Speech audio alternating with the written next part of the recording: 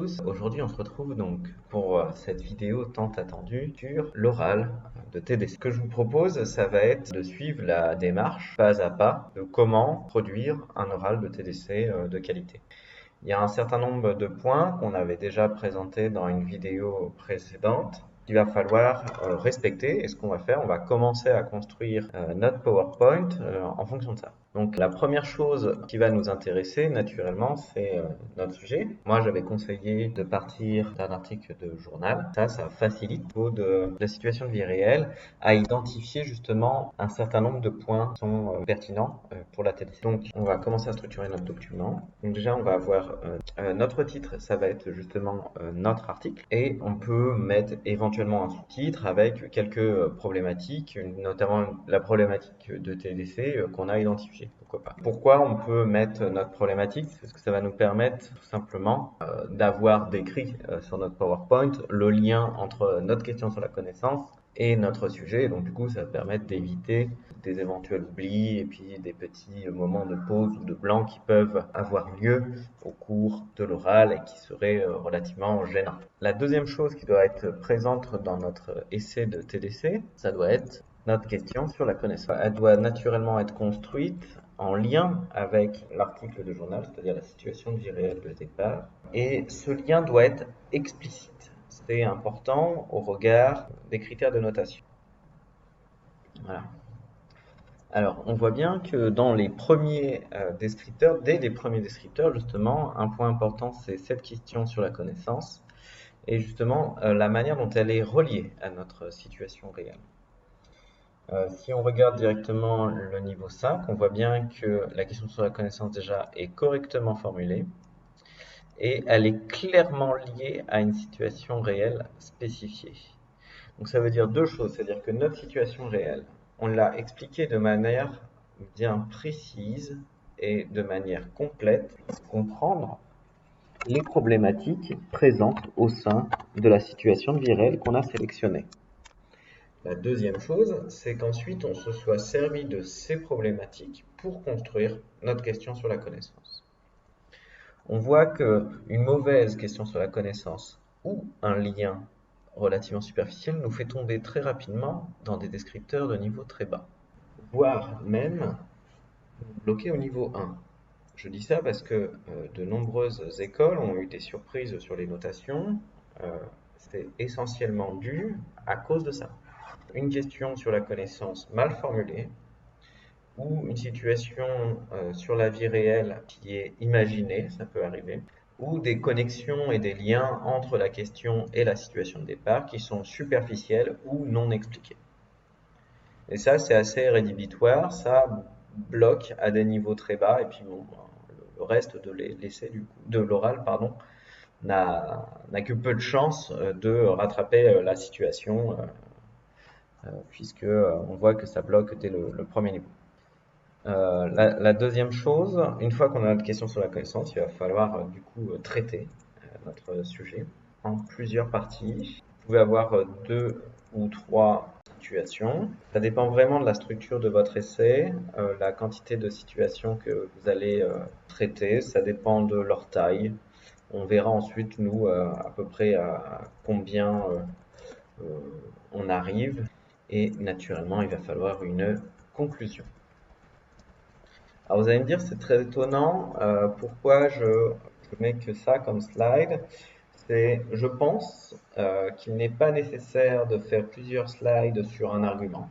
Je pense qu'il est bien plus pertinent et bien plus clair au moment de l'oral d'avoir une slide qui présente tout ce qu'il y a à savoir sur l'argument.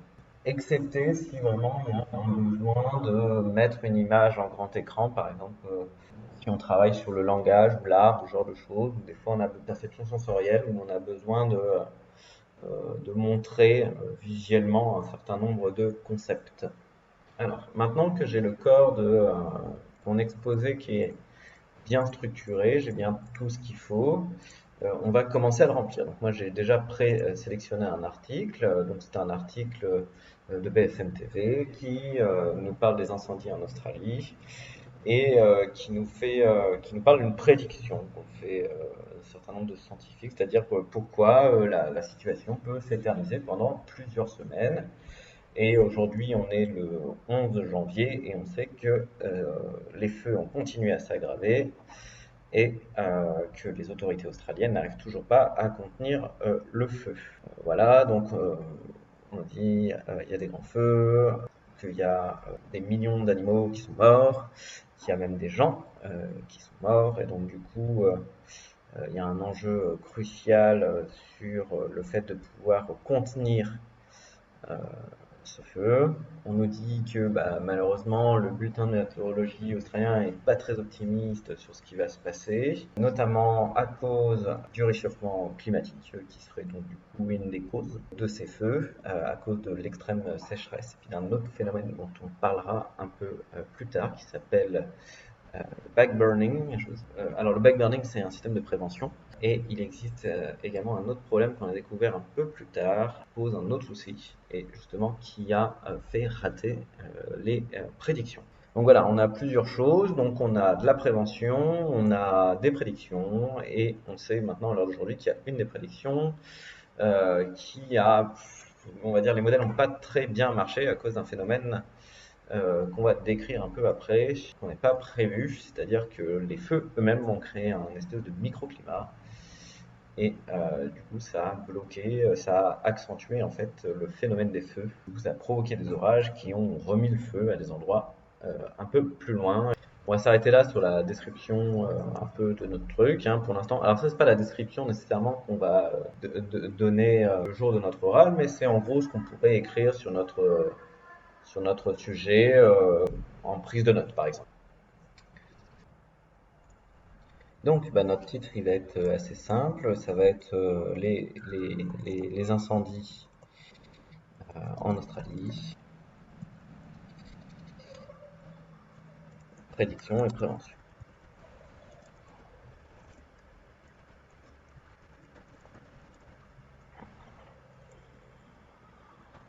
Voilà, on a un titre assez sympa et en plus qui annonce déjà un peu ce qu'il peut trouver à l'intérieur de notre sujet. Et je pense que c'est assez suffisant. On a suffisamment d'indices sur notre slide pour pouvoir décrire la situation de départ. Notre question sur la connaissance, c'est simple. On va prendre, je n'ai pas pris cet article au hasard, hein, c'est pour prendre l'exemple que j'avais déjà donné. Dans quelle mesure les sciences naturelles permettent euh, permettent-elles de faire des prédictions? C'est très largement suffisant. On va pouvoir expliquer que, au regard de la situation d'urgence des vies humaines en jeu et des animaux qu'il faut sauver, le besoin de faire des prédictions ici est un impératif de survie et de protection de l'environnement. Et donc du coup, on a deux composantes. On doit faire de bonnes prédictions pour pouvoir faire de bonnes préventions, c'est-à-dire sélectionner des stratégies efficaces. Donc dans notre exploration, on va pouvoir du coup discuter de trois points.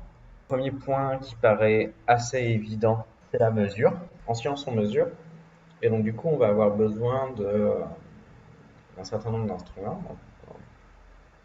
Dans notre situation de vie réelle, on va avoir besoin de mesurer les températures, de mesurer les surfaces, de mesurer un certain nombre de paramètres, qui est déjà un premier point à soulever.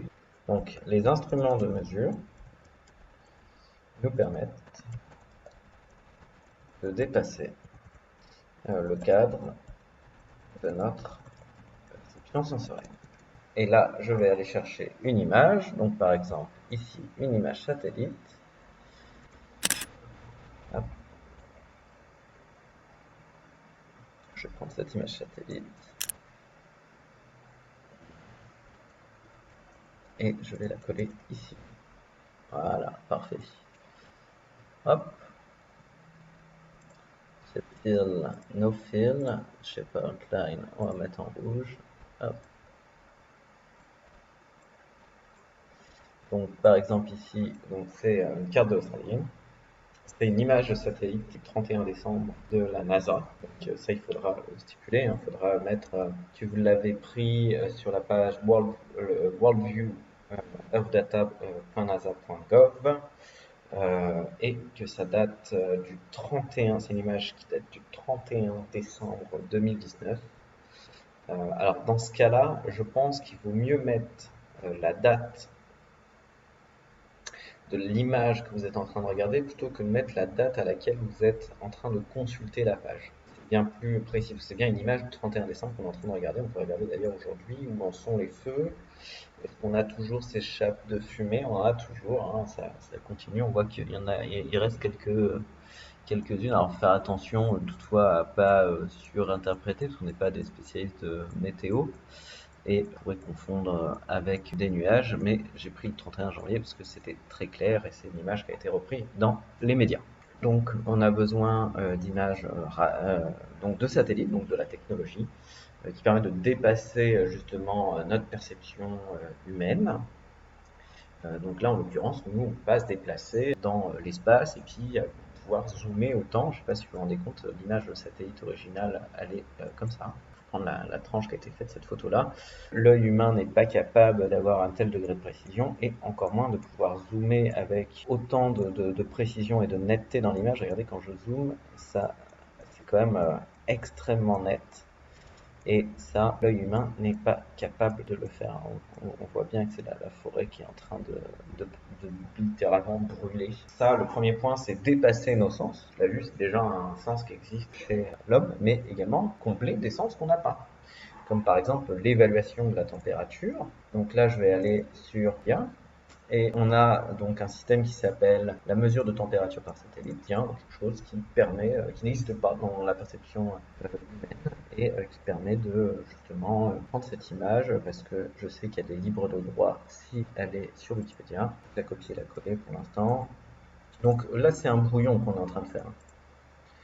C'est un brouillon qu'on est en train de faire. C'est pour ça que je prends mon temps et peut-être des choses que je retirerai après. Le deuxième point de la mesure, c'est auquel il va falloir faire attention. Cependant, ok, c'est super sympa, ça nous permet d'aller au-delà de la perception humaine, mais le problème, c'est qu'on va avoir, il y a une incertitude de la mesure, et cette incertitude de la mesure, elle va être liée à deux choses. Elle va être liée à l'unité paramétrée de notre instrument. Vous savez que l'unité la plus petite mesurable, ça nous donne justement notre degré de précision. On va avoir deux choses, deux limites, degré de précision, mais également les erreurs fortuites et aléatoires peuvent être causées à cause de tout un tas de paramètres dont on n'a pas la connaissance et c'est quelque chose qu'il faut prendre en compte. Et que par exemple on est en train de mesurer la température et il y a eu je sais pas, une émission solaire un peu plus intense à ce moment-là qu'à un autre moment, et puis on a l'impression de calculer une surchauffe, alors qu'en fait c'était lié au fait qu'on n'est pas nécessairement dans un système fermé, hermétique, qui est venu influencer notre mesure.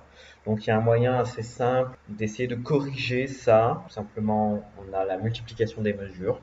On va faire plusieurs fois la mesure avec un même instrument. Naturellement, on n'est pas à l'abri de l'erreur systématique. Donc l'erreur systématique, c'est peu importe le nombre de fois qu'on prend la mesure, cette erreur se répète. Ça peut être lié à un problème de calibrage de l'instrument ou autre chose. Dès qu'on a réussi à voir qu'il y avait une erreur systématique, donc parfois en comparant les données entre des instruments qui sont différents, qui ont peut-être mis au point par une autre équipe, on va pouvoir appliquer une correction sur nos modèles et puis ça c'est relativement corrigeable. Voilà, donc c'est la première chose. Donc la mesure, elle nous permet d'un côté de dépasser le cadre de notre perception sensorielle et d'avoir des informations que normalement on n'aurait pas à notre disposition. Et de l'autre côté, ça crée quand même une certaine incertitude à cause, du degré de précision de l'appareil. Il faut prendre en compte les erreurs fortuites et aléatoires et il faut prendre en compte les erreurs systématiques. Maintenant, on va passer au deuxième point. En science, on utilise la logique pour construire des connaissances. Et donc, du coup, on a deux mécanismes. On va avoir l'induction. L'induction, c'est quoi? C'est assez simple. Je pars d'expérience et à partir de là, je cherche à décrire les phénomènes qui se passent et je construis un modèle, voire une théorie. Donc, on est bien parti du particulier et on a construit un modèle général. Ça, c'est l'induction. Ensuite, on a un deuxième mécanisme, c'est la déduction. La déduction, c'est j'utilise un modèle et je vais m'en servir pour faire une prédiction sur un phénomène qui est en train de se dérouler. On va essayer de mettre ça un peu plus en forme, on va essayer de mettre ça de manière un peu plus logique. Donc, vous avez un truc qui est sympa dans PowerPoint, c'est les smart art. Puis, on va essayer de trouver un truc logique, un cycle. On va prendre un cycle, mince, comme ça. Bon, on va essayer de l'améliorer un peu. Donc, ici, on va avoir induction et ici, on va avoir déduction.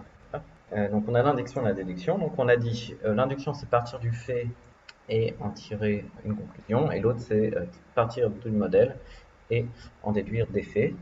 Donc c'est ce qu'on va représenter tout de suite. Alors voilà, textbox.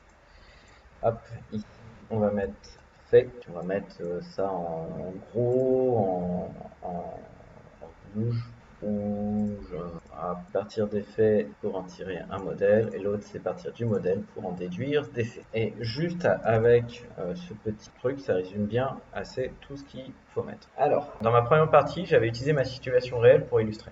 Pour être sympa ici, donc on explique rapidement que du coup là, on va utiliser d'anciens modèles qui avaient été construits par rapport à tout un tas d'incendies qui avaient eu lieu dans le monde, et puis justement on a des modèles de propagation, et donc du coup on va essayer d'en déduire si ça va continuer à se propager, dans quelle direction, etc., etc., etc. Mais ce qui serait bien pour illustrer avec d'autres situations de la vie réelle, ce serait d'illustrer notre propos avec une situation de la vie réelle qu'on a vu en classe. Si mettez un exemple, par exemple, je sais pas, imaginons un TP, c'est un TP de biologie où on est en train de faire pousser des plantes et on cherche à calculer pour notre plante justement des vitesses de germination, et on va saliniser le sol avec différentes concentrations. Donc du coup, on va avoir un modèle on va avoir des données on va récolter des données sur cette expérience. À partir de là, on va construire un modèle. Donc par exemple, je dis au hasard, imaginons on a découvert que plus le sol était salin, plus la vitesse de germination était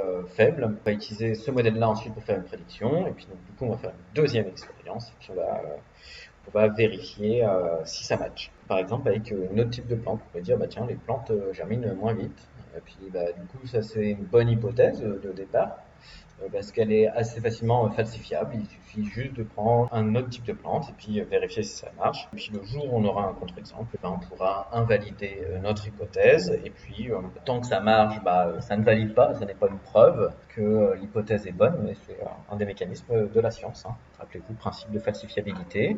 Et le principe de falsifiabilité, justement, c'est que ce modèle-là ne fabrique pas de preuves. La seule preuve qu'on a, c'est que le modèle marche sur les faits observés. Mais là, la déduction, c'est pas parce que les faits n'invalident pas le modèle que ça valide le modèle. Donc ça, justement, c'est une des limites qu'il va falloir mettre. C'est pas parce que les faits n'invalident pas H0 que H0 est validé. Tiens, on va mettre l'accent sur ce point-là. Ce n'est pas parce que les faits n'invalident pas H0 que H0 est validé. Pourquoi? Parce que pour que notre modèle soit validé, c'est-à-dire pour avoir une preuve tangible, il faudrait avoir testé toutes les plantes dans toutes les conditions possibles, avec tous les niveaux de salinisation possibles, ce qui est concrètement totalement impossible. La seule chose à quoi sert la déduction, c'est lorsqu'un fait valide le modèle. Alors bien sûr, il y a besoin d'un mécanisme de répétition, hein, il faut que ça soit significatif.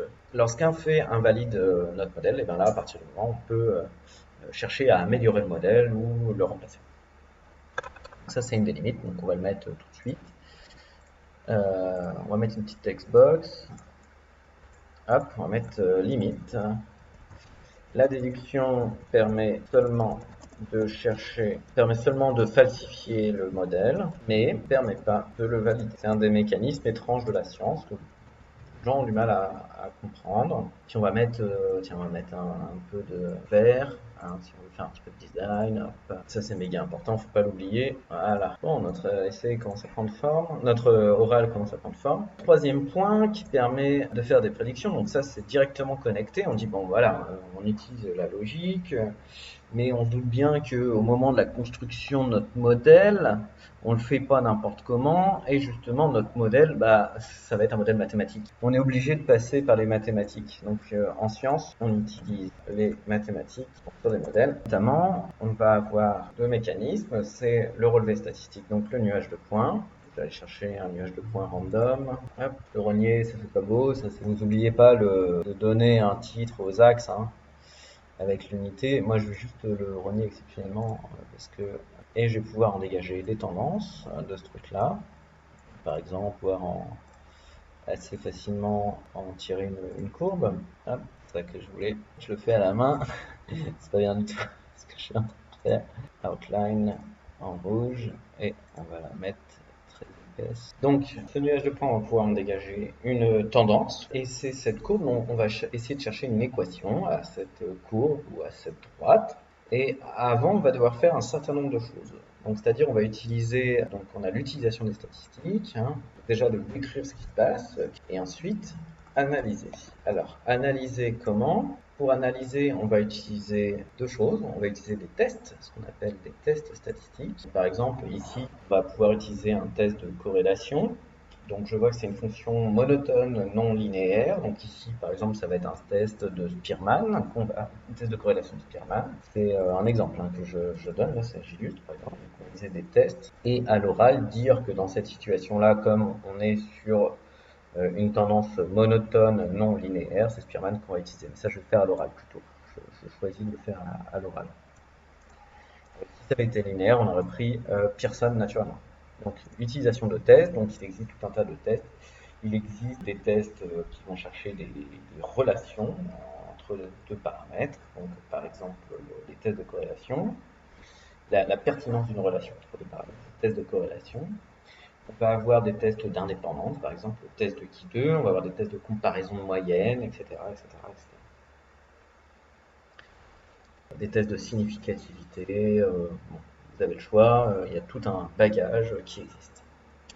Cependant, il va y avoir une limite à tout ça. Une fois que j'ai fait mes tests, je vais pouvoir faire ce qu'on appelle, par exemple, dans le cadre de nuages de points, des régressions. Et ces régressions, justement, elles vont me permettre de faire des prédictions. Parce que ces régressions, je vais pouvoir trouver une équation et je vais pouvoir rentrer donc du coup des paramètres dans cette équation et en tirer des solutions. Et cette réponse, justement, c'est notre prédiction. Naturellement, on voit bien que cette droite, il y a des écarts. Et donc du coup, par exemple, ici, dans cette régression, on voit que plus on avance sur l'axe des x, plus la marge d'erreur, c'est-à-dire plus la relation entre x et y semble faible. Je vois par exemple ici qu'on a entre ce point-là et ce point-là, on va avoir quasiment le même y avec une variation sur x qui est extrêmement conséquente. Contrairement à ici où une toute petite variation sur x peut démontrer très fortement un y. C'est-à-dire qu'on aurait eu un R carré très fort ici, alors qu'ici on a un R carré très petit. Pendant la limite de ce truc-là, tiens, je vais reprendre le truc rouge d'ici, c'est que des relations mathématiques ne sont pas nécessairement représentatives d'une causalité dans la vie réelle. Pas parce que je trouve que une relation mathématique qui me permet de décrire y en fonction des variations de y, que nécessairement cette variation, elle correspond à quelque chose de concret dans la vie réelle. Il est possible que mes deux paramètres soient indépendants l'un de l'autre, ou alors que ce soit un troisième paramètre qui soit à l'origine justement de la variation de x et de y, et ce qui explique qui varient ensemble. On peut également avoir des effets de structure qui peuvent être étranges, ou des fois par exemple ce groupe-là, et ce groupe-là, quand on fait une étude de par exemple de quotas à l'intérieur, et ben on va se rendre compte qu'ici en fait on a tout un type de groupe et ici on a tout un autre type de groupe, et donc du coup ça casse notre corrélation parce qu'au sein d'un même groupe on va se rendre compte par exemple au sein de ce groupe là qu'il n'y a pas du tout de corrélation et que c'était imaginons ça c'est quoi la vitesse du feu en fonction de je sais pas l'âge des arbres, je dis n'importe quoi, en fonction de l'âge des arbres, ouais. Et en fait on se rend compte que là on a un type d'arbre et là on a un autre type d'arbre. Et on se rend compte qu'en fait notre corrélation elle marche bien pour le premier type d'arbre mais elle marche pas du tout pour le deuxième type d'arbre. Donc il va falloir faire très attention à ça, donc à comment on a structuré notre échantillonnage. Voilà, c'est à peu près tout. Il nous manque juste un truc sur le troisième thème. Donc ce que je propose cette fois, ça va être d'illustrer les limites. Donc pour illustrer les limites, on va prendre un truc très marrant, c'est un jeune américain, justement, c'était pour sa thèse sur justement l'utilisation des statistiques dans le domaine de la police. Il s'est rendu compte que ça pouvait être extrêmement dangereux, que des corrélations, on peut en trouver sur un peu tout et n'importe quoi. Donc il a fait travailler un algorithme qui allait chercher dans les données qu'on trouvait sur Internet. Donc, par exemple, ici, on a le United States Office of Management and Budget, on a le CDC, on a ici encore Internet Movie Database, le département de l'agriculture américain, etc. On a tout un tas de trucs. Il a cherché des corrélations, des trucs qui sont très drôles. Et par exemple, on se rend compte que plus la consommation de mozzarella augmente, plus il y a de docteurs en ingénierie civile, qui est assez drôle. Moins il y a de gens qui tombent d'un bateau de pêche, et plus il y a de mariages dans le Kentucky. Et puis à chaque fois, quand on voit les corrélations, elles sont extrêmement fortes, hein. Quand on voit les coefficients de corrélation ici, 0,96, 0,95, c'est terriblement fort. Alors il y en a un, c'est mon préféré, c'est celui-ci, voilà. Le nombre de personnes qui tombent dans une piscine, qui se noient, pardon, en tombant dans une piscine, est directement, il existe une relation mathématique avec la quantité de films de Nicolas Cage dans l'année. C'est mon kiff préféré. Bon, la corrélation n'est pas si forte, mais elle est considérée quand même comme une corrélation où la droite de régression semble pertinente, parce qu'on voit que le coefficient de corrélation est supérieur à 0,6.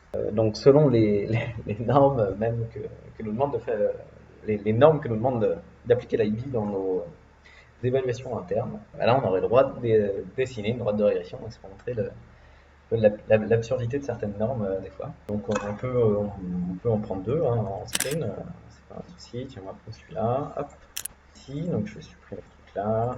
On va prendre Nicolas Cage hein, pour la blague, et on va prendre celui-là qui est marrant aussi, hein, c'est un spécial dédicace au geek. Donc plus les bandes d'arcade génèrent de revenus, plus il y a de doctorats, ou inversement, non c'est l'inverse, ouais, c'est plus il y a de doctorats, plus les bandes d'arcade ont de revenus. Hop, voilà, on va mettre ça. Donc dans notre conclusion, on va avoir besoin d'un certain nombre d'éléments. Déjà, répondre à notre question. Donc, il semblerait que les sciences naturelles, on utilise toujours le conditionnel, que les sciences naturelles aient mis en place un certain nombre de stratégies permettant de minimiser les erreurs sur les prédictions. Plein d'autres mécanismes, mais que toutefois, il faut prendre en compte les erreurs possibles, que des données statistiques ne sont qu'une description du passé et qu'une relation mathématique n'est pas nécessairement ne représente pas nécessairement, ne représente pas. Souvent, les conclusions s'arrêtent là. Vous n'avez pas le descripteur max. Alors vous allez me dire pourquoi on a répondu à la question, on a expliqué comment, on a dit les précautions qu'il fallait prendre. Oui, c'est parce que vous avez oublié l'importance des résultats de l'analyse par rapport à la situation réelle choisie. Oui, on a oublié de remettre dans notre situation de départ. Donc dans notre situation de départ, il y a tout ça à prendre en compte. Donc il va falloir faire le lien à l'oral, hein, il va falloir expliquer, donc voilà, blablabla, etc. Tout ce qu'on a dit, on peut faire ça, on peut faire ça, et justement, l'implication de ces conséquences dans notre situation de départ.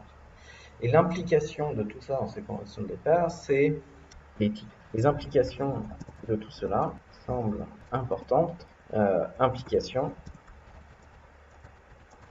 attention à la prise de décision, car dans notre situation réelle, on a affaire à des humains et des animaux qui sont en danger de mort. Du coup, on n'a pas le droit à l'erreur, on doit faire extrêmement vigilant et extrêmement précautionneux sur justement la manière dont on va utiliser nos données. Et en fait, ça c'est lié à un point de la conclusion qu'on a oublié de noter, mais vous voyez, justement, on peut revenir en arrière. C'est que les sciences naturelles, à cause de tout cela, au regard de tout cela, au regard de tout cela, au regard de cela, sont un excellent outil de description, mais pas de prescription. C'est-à-dire que jamais vous allez trouver un scientifique qui va vous dire il faut faire ça. C'est-à-dire que la prise de décision relève du politique et son exploration relèverait donc du domaine de l'éthique. Paf. Et là, on a super bien conclu. Donc voilà comment construire un exposé de TDC. Et là, vous avez votre exposé en complet. Bon, alors après, vous pouvez mettre de la forme, hein, si vous ne trouvez pas ça très beau, hein, parce que moi j'ai fait de manière simple. Vous mettre de la couleur si vous voulez. On va mettre des bandes, c'est toujours joli les bandes. Hop, prof de maths, hein, je suis pas prof d'art. Vous remettrez en forme comme vous voulez votre exposé, hein, faites simple, ça sert à rien de perdre du temps là-dessus. Même avec ça, ça vous rapportera pas plus de points. De toute façon, on va juste mettre, hop, on voit bien nos différents arguments. Ça c'est le premier argument, ça c'est le deuxième argument, ça c'est le troisième argument, enfin assertion, pardon. La formule de l'assertion, je sais pas. Formulation, l'insertion, ça je vais mettre une petite boîte autour.